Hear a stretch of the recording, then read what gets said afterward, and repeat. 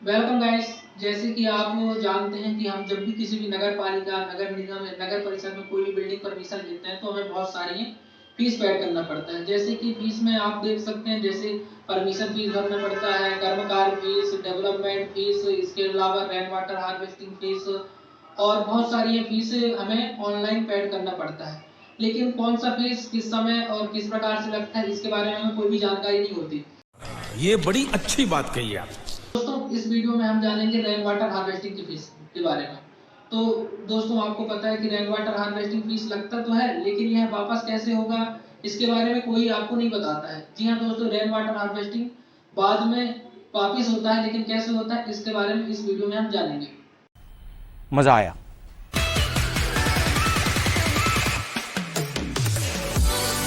दोस्तों, यदि हम वाटर हार्वेस्टिंग की बात कर रहे हैं तो वाटर हार्वेस्टिंग यह नगरीय प्रशासन एवं विकास विभाग मंत्रालय के द्वारा लिया जाता है।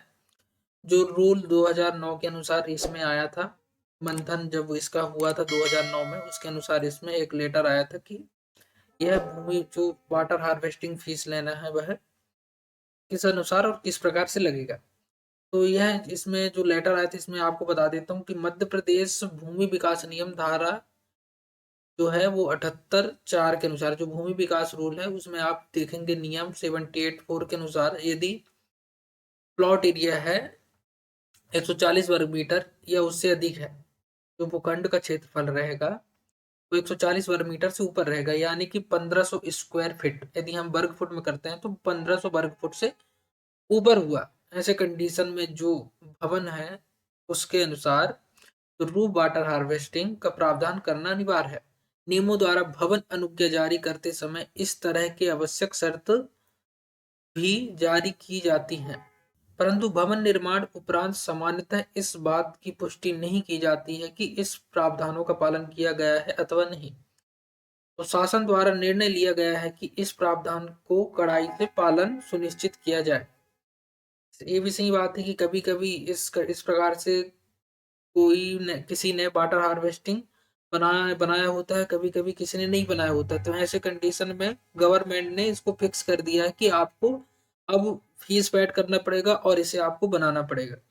आपको निर्देशित किया जाता है कि भवन अनुज्ञा देते समय भूखंड के आकार के आधार पर रूफ वाटर हार्वेस्टिंग हेतु आवश्यक राशि निकाय द्वारा धराहर के रूप में निम्न तालिका अनुसार जमा कर ली जाएगी।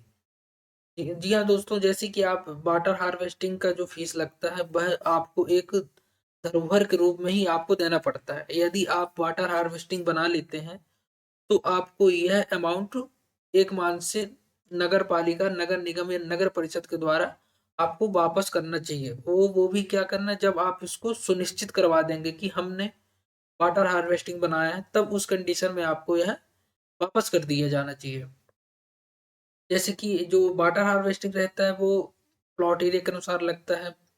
तो इस कंडीशन में यदि आपका प्लॉट एरिया है जो रहता है 140 वर्ग मीटर और 200 वर्ग मीटर के बीच में है, तो आपको 7,000 रुपये आपको पेड करना पड़ेगा। यदि आपका प्लॉट एरिया 200 से 300 के बीच में चला जाता है तो ऐसे में आपको 10,000 रुपये आपको वाटर हार्वेस्टिंग पेड करना पड़ता है।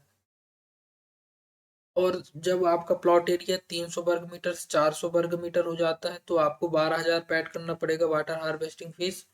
और यदि आपका प्लॉट एरिया 400 स्क्वायर मीटर से अधिक हो जाता है तो ऐसे कंडीशन में आपको 15,000 पेड करना पड़ेगा। इसके बाद फिर जैसे कुछ भी प्लॉट एरिया हो गया, 1,000 2,000 स्क्वायर मीटर भी हो जाते, फिर भी आपको 15,000 ही पेड करना पड़ेगा। तो इस प्रकार से अलग अलग 4 कंडीशन में आपको रेन वाटर हार्वेस्टिंग पेड करना पड़ता है, फीस जो रहता है। यदि आपने अब तक हमारे इस चैनल को सब्सक्राइब नहीं किया है तो आप इसे कर लीजिए और हमारे इस वीडियो को लाइक भी कर दीजिएगा।